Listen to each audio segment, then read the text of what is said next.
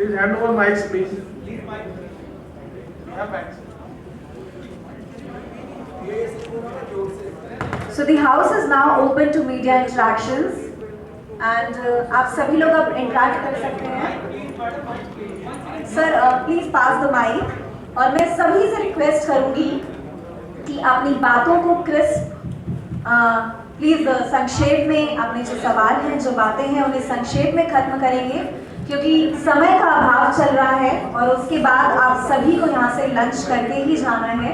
तो प्लीज सभी लोग बहुत ज्यादा शॉर्ट में अपनी अपनी बात प्रस्तुत करेंगे. Please sir. मेरा ये सवाल प्रथम नागरिक गाजियाबाद नगर निगम से है मैडम. मेरा ये सवाल प्रथम नागरिक गाजियाबाद नगर निगम से है. मैडम, ये लास्ट वीक आपने इन्वायरमेंट मिनिस्ट्री के साथ क्लीन एयर का आपने जो रिस्पॉन्सिबिलिटी लिया था, जो कॉन्ट्रैक्ट साइन किया था अर्बन मिनिस्ट्री जो दिल्ली में जो इन्वायरमेंट मिनिस्ट्री प्रकाश जावड़ेकर जी के सामने, और ये आज आपने एक पहला ग्रीन म्युनिसिपल बॉन्ड आप लेके आए. आगे और क्या है? और जो पहला जो आपने सिग्नेचर साइन किया था अर्बन मिनिस्टर इन्वायरमेंट मिनिस्ट्री से, तो उससे कितना लिवरेज मिलेगा इस ग्रीन बॉन्ड को सब्सक्रिप्शन के लिए या इसके और वैल्यू बढ़ाने के लिए? देखिए,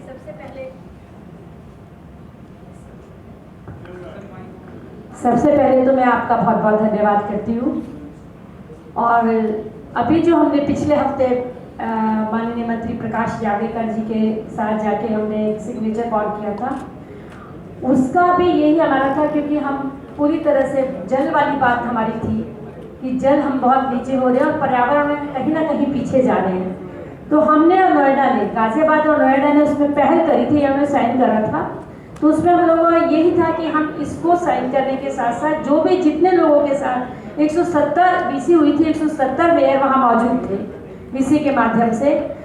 हमने इसीलिए करा था कि हम उसको अपने सब लोगों से मिलकर कैसे करें, किस तरह से करें. बहुत सारे पॉइंट्स छोटे छोटे निकल कर ऐसे पॉइंट्स वहाँ पर बताए गए जिनकी हमने कभी परिकल्पना भी नहीं करी थी. छोटे छोटे पॉइंट्स निकल कर आए और उनका सबका एकमात्र यही उद्देश्य था. यही हमारा ग्रीन बॉन्ड लेने का उद्देश्य है कि हम किसी तरह से अपने शहर गाजियाबाद को पर्यावरण मुक्त शहर बना सकें, हम अपने शहर गाजियाबाद को हरा भरा शहर बना सकें और आप जैसे सिटीजन्स, आप जैसे जो इंडस्ट्री से या जो लोग यहाँ बैठे हैं उनकी किस तरह हेल्प ले सकें. यही इसके दो मुख्य कारण. धन्यवाद. सवाल दुर्गा शंकर मिश्रा जी और यंग कमिश्नर से. आपने स्वच्छ भारत मिशन की बात की, पीएम आवास की बात की, स्ट्रीट वेंडर की बात की और अमृत योजना की बात की. लेकिन जैसे ही हम ग्रास रूट पर जाते हैं तो स्वच्छ भारत में हम देखते हैं कि क्वालिटी कंट्रोल में बहुत खामियां पाई गई. पीएम आवास में जो पात्र थे उनको आवास नहीं मिला और स्ट्रीट वेंडर में पॉलिटिकल इन्फ्लुएंस था और अमृत योजना में भी वही हो रहा है, जो पात्र हैं उनके पास फायदा नहीं पहुंच रहा है. क्योंकि आप बहुत सीनियर ब्यूरोक्रेट से और यूपी से आते हैं, तो क्या आपके पास कोई ऐसा मैकेनिज्म है चेक एंड बैलेंस के लिए कि योजनाएं जिस प्रारूप में प्रधानमंत्री अनाउंस कर रहे हैं और आप इम्प्लीमेंट कर रहे हैं उसका प्रारूप एंड यूजर तक जाने तक चेंज ना हो? Any mechanism of quality control and check and balance? देखिए, कौन से अखबार से हैं? क्या नाम बताया आपने? मेरा नाम अंसारी साहब, मैं आपको बता दूं कि जिस प्रकार का चेक्स एंड बैलेंसेस और क्वालिटी मैनेजमेंट का काम हो रहा है, completely using the IT system. आपको जैसे पीएम स्वनिधि की आपने बात की, पीएम स्वनिधि के बारे में आप कह रहे हैं कि कोई इन्फ्लुएंसेस, मुझे समझ नहीं आ रहा कैसे कह रहे हैं. आज कंप्लीट सिस्टम, भारत सरकार की ऐसी योजना जिसमें end to end complete IT driven system है, कहीं कोई इंटरफेरेंस का सवाल ही नहीं होता है और कंप्लीटली ट्रांसपेरेंट व्यवस्था है. आप सोच सकते हैं 9 महीने के भीतर, केवल 9 महीने में, 1 जून को लागू हुआ था, आज 43 लाख से ज्यादा एप्लीकेशन लग चुके हैं. 23 लाख से ज्यादा लोगों के सैंक्शन जारी हो चुके हैं. 20 लाख से ज्यादा लोगों को पैसे मिल चुके हैं और इसका कंप्लीटली ट्रांसपेरेंट. इसको तो आप अपना मोबाइल पे अपने ऐप को लीजिए और आप देख लीजिए कि कहाँ पे क्या पोजीशन है. मैं आपको इसमें पढ़ करके नंबर बता दूंगा कि क्या पोजीशन है. एक हमारा जो पीएम स्वनिधि का वेंडर है हर एक को हम लोग ट्रेस कर सकते हैं। उनका कंप्लीटली मैंने आज वो सारा का सारा डिजिटल पेमेंट के माध्यम से काम कर रहा है। जो हमारी आपने स्वच्छ भारत मिशन के बारे में बताया, देखिए स्वच्छ भारत मिशन के बारे में जो काम हुआ है अभूतपूर्व का। आप 2014 में देखिए, 2014 में हमारे कोई भी शहर ओपन डेफिकेशन फ्री नहीं है। अभी माननीय टंडन जी ने बताया उत्तर प्रदेश के सारे शहर ओपन डेफिकेशन फ्री तो है कोई नहीं, बहुत सारे शहर open defecation free ODF plus और ODF प्लस प्लस है। जैसे गाजियाबाद ODF प्लस प्लस है और ODF प्लस प्लस का नंबर मैं आपको मतलब समझाऊंगा तो आपको लगेगा कितने इतने सारे काम है। गार्बेज के बारे में हम केवल 15% गार्बेज ट्रीट कर पा रहे थे 2014 में। आज 68% हम गार्बेज ट्रीट कर पा रहे हैं। 68%, the number is almost like 1 lakh ton per day का कूड़े को हम लोग ट्रीट कर पा रहे हैं। जो शहरों में जो ऐसा नहीं, अभी भी हमको बहुत कुछ आगे जाना है। We have to take a longer path. इसीलिए अभी माननीय वित्त मंत्री जी ने बजट भाषण में स्वच्छ भारत मिशन अर्बन 2.0 की बात की। अर्बन 2.0 वो 2.0 होगा तब तक जब 5 साल में जब अर्बन 2.0 होगा तो कंप्लीटली हम एक एक्सप्रेशन लेवल पे आ जाएंगे। आज जो शहरों को जाकर के देखिए, जो शहर में आपकी जो सफाई की बात है वो बड़ा इतना ज्यादा फर्क आया, कोई भी नागरिक समझ सकता है कि कितना फर्क आया। आपने अमृत की बात की, अमृत योजना में हिंदुस्तान के पहले बार, I am saying for the first time, such senior portion इस जिम्मेदार स्थिति में बता रहा हूँ, पहले बार वाटर को एक मिशन के तौर पे लेके चला गया 500 शहरों में। 102 लाख कनेक्शन हमने पिछले 4 सालों में दिया। 102 लाख, 1 करोड़ 2 लाख कनेक्शन वो दे चुके हैं और अगले 2 साल के भीतर भीतर हमारी अमृत योजना जब पूरी होती है 1.5 करोड़ से ज्यादा कनेक्शन दे चुके होंगे। हमने लगभग 68 लाख सीवर के कनेक्शन दिए हैं। ये हमारा बढ़ करके ये भी 1.5 करोड़ के आसपास कनेक्शन हो जाएंगे। और अब उस कॉन्फिडेंस से जो पिछले 5 साल में काम हुआ है पूरे देश में, उस कॉन्फिडेंस से आज जल जीवन मिशन अर्बन हम लोग ये माननीय वित्त मंत्री जी अनाउंस किया और अब लागू करेंगे। तो जब ये एक बार लॉन्च होती है स्कीम तो सारे के सारे शहर हमारे वाटर सिक्योर सिटी बने। आपको मालूम है हिंदुस्तान दुनिया के इतिहास में तमाम सारे शहर मिट गए बिकॉज पानी नहीं था। अब शहरों को वाटर सिक्योर सिटी बनाने के लिए इतने सारे मेजर, इतने सारे इनोवेशन हो रहे हैं जिसके बारे में हम आपको अलग से डिटेल में आपको बता सकते हैं। हाउसिंग के बारे में, हाउसिंग की आपने बात की कि हाउसिंग का जो हमने आपसे बताई कि 1 करोड़ 12 लाख मकान हमने सैंक्शन किए, करीब 48 लाख ज्यादा मकान पूरे करके लोगों को दे दिए। और मैं बहुत घूमता रहता हूँ, पूरे देश भर में घूमता रहता हूँ। मैं आपके नॉर्थ ईस्ट के या कश्मीर के या साउथ के हर जगह जाके मैं देखता था जिस प्रकार का ट्रांसफर हाउस का मतलब केवल मकान के दीवारें नहीं, दीवार तो है ही है, उसके साथ में शौचालय भी है, पीने का पानी भी है, बिजली भी है, गैस का चूल्हा भी है। इस सब के साथ कंप्लीट एक ट्रांसफॉर्मर से किसी आदमी की जिंदगी पूरी हो रही है। और एक एक चीज कंप्लीटली ये हमारा जियो टैग है। मैं अपने स्क्रीन पे बैठ करके, क्योंकि इतना बड़ा काम तो हो ही नहीं सकता था, कोई सोच नहीं सकता कि 5 साल के भीतर 48 लाख मकान पूरा करा सकते पूरे देश भर में। जो जिस प्रकार देश मिलता है ये कंप्लीटली हमारा यूजिंग स्पेस टेक्नोलॉजी, एक एक मकान को मैं देख सकता हूँ, अपने स्क्रीन बैठ के देख सकता हूँ और सारा का सारा पूरा ये एक तरीके से समझ लीजिए कि ये टेक्नोलॉजी ड्रिवन ये हो रहा है। आपके स्वच्छ सर्वेक्षण, आप स्वच्छ सर्वेक्षण सोच सकते हैं 40 करोड़ जनता का सर्वेक्षण 4 हफ्ते हम लोग कैसे कराते हैं, कंटिन्यूअस ट्रीटमेंट करती है, सारी टेक्नोलॉजी को यूज करके कर रहे हैं। और मैं समझता हूँ कि अगर आपको कहीं पे कोई कमी नजर आती है बिल्कुल इसे मेरे पास भेज दीजिए, हम उसे चेक करेंगे। बहुत सारे लोगों के मन में विश्वास नहीं था कि क्या ऐसा भी काम हो सकता है। आज लोगों को विश्वास जम रहा है कि ऐसा काम हो रहा है और होता हुआ नजर आ रहा है। तो आपकी अगर कोई स्पेसिफिक कोई शिकायत हो, कोई दिक्कत हो, आप इसे हमारे मंत्रालय को भेजिए, will look into it. Thank you. Thank you sir. अभी मेरा सभी मीडिया बंधुओं से अनुरोध है sir, just minute, I take a minute. Green municipal bond sir, मेरे को एक सवाल है। द थिंग इज मंत्री जी टंडन साहब भी है, मंत्री जी VK सिंह साहब भी है। मुझे ये चीज बताइए, आज म्युनिसिपल बॉन्ड लेके आए, पैसा भी आ जाएगी, कल भी बहुत सारे पैसा भी आएंगे। could you just tell me कि यूपी पुलिस का जो रवैया है, एटीट्यूड जो है, वो कब बदलेगा? हम लोग इस चीज को देखे हैं, लॉकडाउन के टाइम पर भी देखे हैं, इस चीज को हमने किसान आंदोलन में देखे हैं, इस चीज को हमने 26 जनवरी में भी देखे थे कि जर्नलिस्ट के साथ भी पुलिस के रवैया, बदतमीजी और इतना बैड बिहेवियर, वो कब बदलेगा? मुझे जरा बताइए।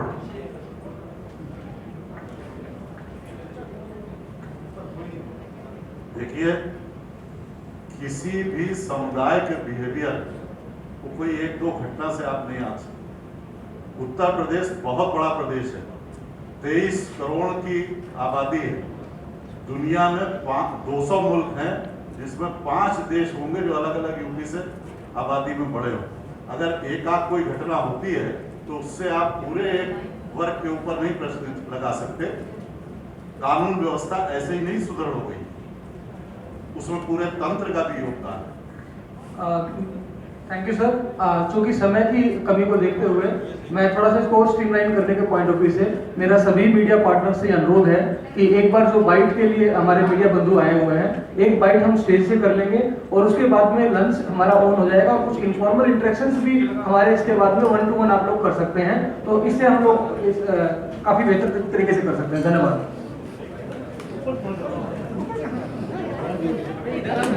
Thank you so much, Mahendra sir. भैया कहते ना माइक रख देते आगे। I request the media कि आप प्लीज एक-एक करके आराम से बाइट्स लें और समय का अभाव में प्लीज अपनी बातें जो है, आपके सवाल जो है प्लीज क्लियर एंड प्रिसाइज रखें। थैंक यू कहना चाहूंगी टू एवरीबॉडी प्रेजेंट नीचे रहना, ऊपर जुड़ जाए, ऊपर चढ़ जाए, भी जुड़ जाए। Thank you so much everyone.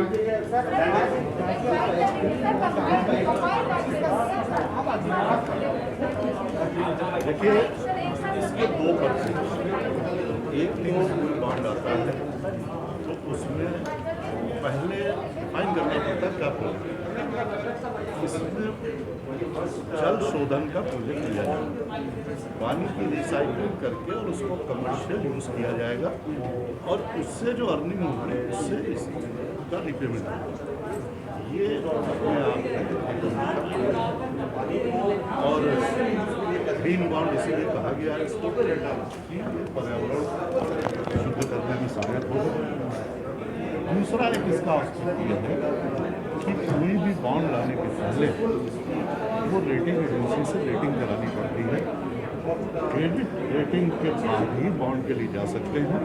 और जैसा आपने सुना कि रेट ऑफ इंटरेस्ट आया है, वो भी बेटर रेटिंग के कारण, अगर रेटिंग कम होती तो रेट ऑफ इंटरेस्ट आएगा। और इसके साथ साथ जो शर्तें हैं उससे हमारे कार्य में पारदर्शिता आएगी, ट्रांसपेरेंसी आएगी, अकाउंटेबिलिटी आएगी। उदाहरण के लिए 45 दिन के अंदर बैलेंस शीट वहाँ सबमिट करें तो कोई अकाउंट पेंडिंग नहीं रहेगा। 31 मार्च को फाइनेंशियल ईयर पूरा हुआ, 15 मई तक उनको वहाँ सबमिट करें। साल में 4 बार क्वार्टरली बैलेंस शीट सबमिट करनी होगी। एक फाइनेंशियल डिसिप्लिन भी आएगा, पूरी कार्य प्रणाली में एक प्रोफेशनल टच आएगा और वो आने वाले समय में आपको परिचित होगा। सो मेरा सवाल है, एक सबसे बड़ा महत्वपूर्ण ये भी है कि क्या आप दूसरे नगर निगमों में भी उसको लाने की तैयारी कर रहे हैं? निश्चित रूप से सबसे पहले लखनऊ नगर निगम म्यूनिसिपल बॉन्ड लाया, इसके बाद गाजियाबाद नगर निगम लाया, अब हमारे वाराणसी नगर निगम, कानपुर, आगरा ये तैयारी कर रहे हैं और निकट भविष्य में वो भी म्यूनिसिपल बॉन्ड लेके आएंगे। मंत्री सर एक सवाल है। नमस्कार मैडम, कॉन्ग्रेचुलेशन। मैं उस दिन वहाँ था, प्रकाश जावड़ेकर जी बहुत अच्छा काम कर रहे हैं।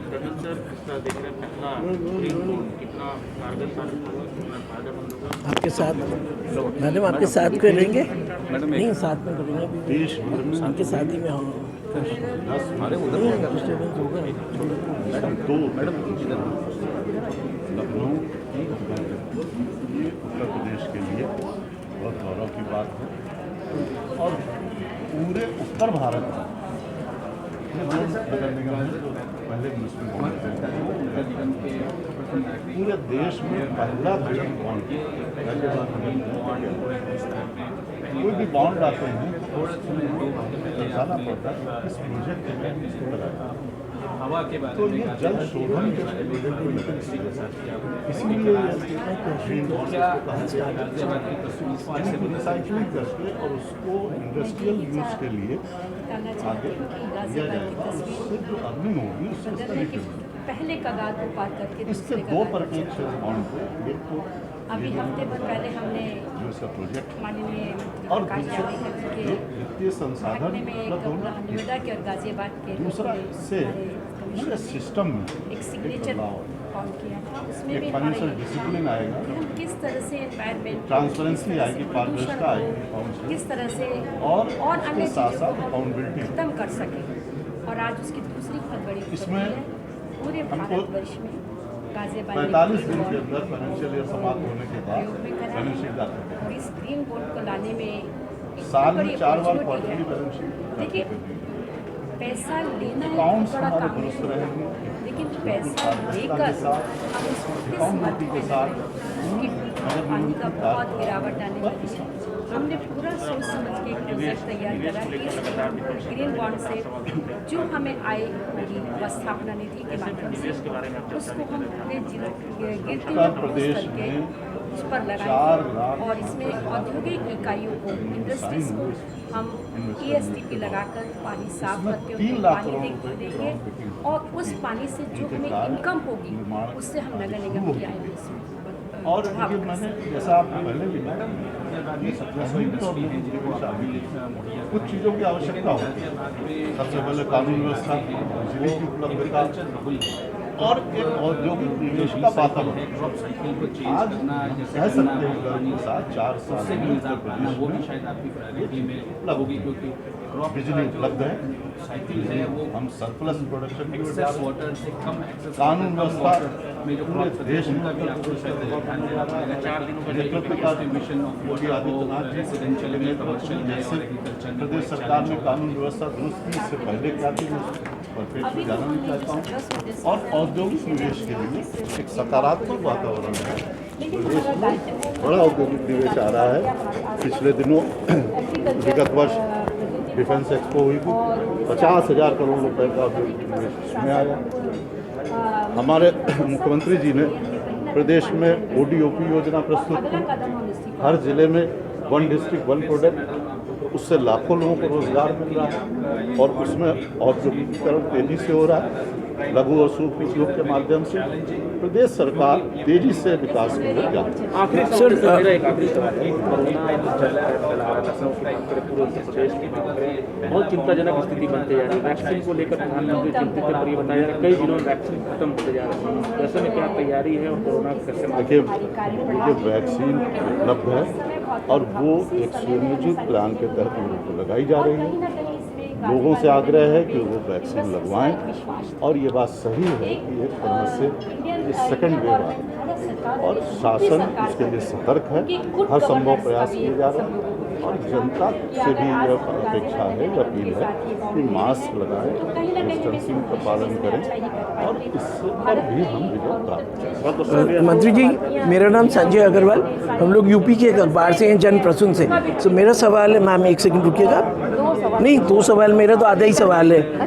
हाँ सर, मेरा सवाल है कि जो ये ग्रीन बॉन्ड है, इसमें एक तो आप लोग ने बॉम्बे स्टॉक एक्सचेंज से करा है, तो नेशनल स्टॉक एक्सचेंज को आप लोग क्यों नहीं लेके आए? क्योंकि ज़्यादा जो निवेशक हैं वो नेशनल स्टॉक एक्सचेंज का निवेशक सभी स्टॉक एक्सचेंज से जुड़े हैं, वो बॉम्बे स्टॉक एक्सचेंज नहीं, इसका कोई वो था क्या सर, टेक्निकली जो मर्चेंट बैंकर का इशू था सर? स्टॉक एक्सचेंज से ला सकते हो, कोई तथ्य नहीं है और निवेशक के लिए कहीं प्रतिबंध थोड़ी, हर स्टॉक एक्सचेंज। सर इसका जो लॉक इन पीरियड रहेगा, दोनों स्टॉक एक्सचेंज के, सर इसका लॉक इन पीरियड बताएंगे? ये 10 साल 10 साल है सर। धन्यवाद सर। हाँ हैं, आप एडवाइज़र हैं उत्तर प्रदेश सरकार के। सर ये जो पहला ग्रीन बॉन्ड आया है और आप लोग प्लान कर रहे हैं कि और कई शहरों में भी ये बॉन्ड आए। पहला एक लखनऊ भी इसमें पहले इसमें आया है बॉन्ड में और स्टॉक एक्सचेंज। तो इसका क्या प्लानिंग है, क्या रूपरेखा होगा आगे के लिए, कुछ हफ्तों के लिए या कुछ आगे के कुछ सालों के लिए? रूपरेखा तो सिंपल है। पहले तो जितने शहर हैं जैसे बनारस है, प्रयागराज है, कानपुर है, आगरा है, मेरठ है, इसको ज़रा इनको एनालाइज करना पड़ेगा कि इनकी वित्तीय स्थिति कैसी है, इनका विजन कैसा है, कितना लेवल ऑफ प्रोफेशनलिज्म है, तो इनको स्टडी करना पड़ेगा, उनकी क्रेडिट रेटिंग को एनालाइज करना पड़ेगा। ये कोशिश की जाएगी कि क्रेडिट रेटिंग एनहेंस हो to investment. It is a big job. पहले तो सारे बैलेंस शीट ठीक हो, बैलेंस शीट के साथ साथ सब audited, properly audited. That will take a little time, but लोगों ने काम इस पर शुरू कर दिया। जितने भी म्युनिसिपल कमिश्नर हैं प्रयागराज से, बनारस से, ऑलरेडी स्टार्टेड वर्क। तो आई थिंक इस साल तो नहीं होगा 2021 में, but in the coming year 2022 we can do it as a full bond. Bond fulling का एक कॉन्सेप्ट होता है, उसके बतौर हम लोग इसको